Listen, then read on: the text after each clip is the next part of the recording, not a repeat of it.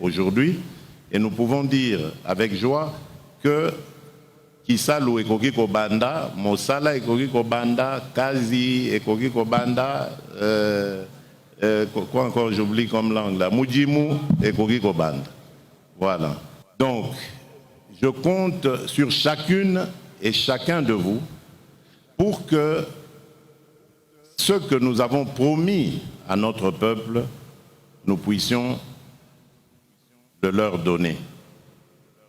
Faisons très attention, car ce même peuple qui nous a acclamé hier, ce peuple peut nous descendre vite fait et bien fait demain, à cause de nos propres turpitudes.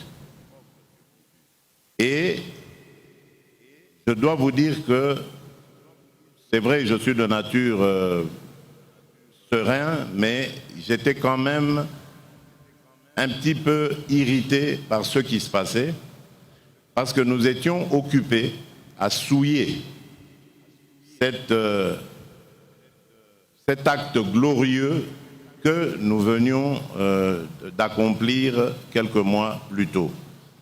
Mais Dieu merci, vous vous êtes repris. Ce sont des incidents de parcours, on ne peut pas rester dessus. Mais maintenant, je voudrais envisager avec vous l'avenir. Et l'avenir, c'est déjà demain, avec l'investiture du gouvernement. J'ai ouï dire qu'il y avait certains mécontentements que je peux comprendre.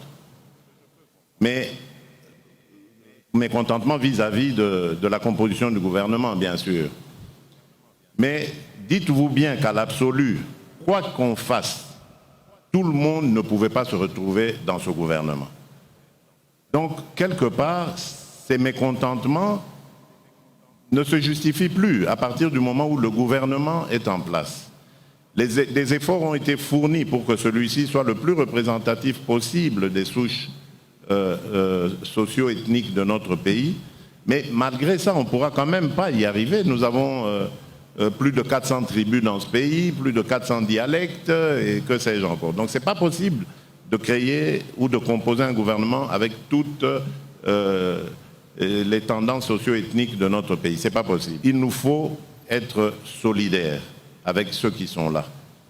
Parce que ce n'est pas leur personne qu'il faut voir, c'est le travail qu'ils vont fournir. Et c'est de ce travail que nous avons besoin pour notre survie politique.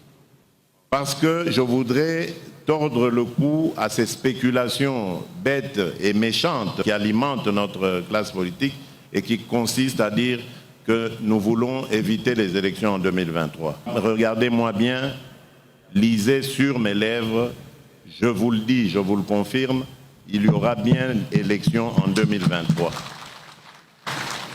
Je suis issu d'un moule dans lequel on m'a forgé pour les élections. Les élections sont le seul, pour nous, le seul thermomètre qui peut indiquer la bonne marche d'un pays.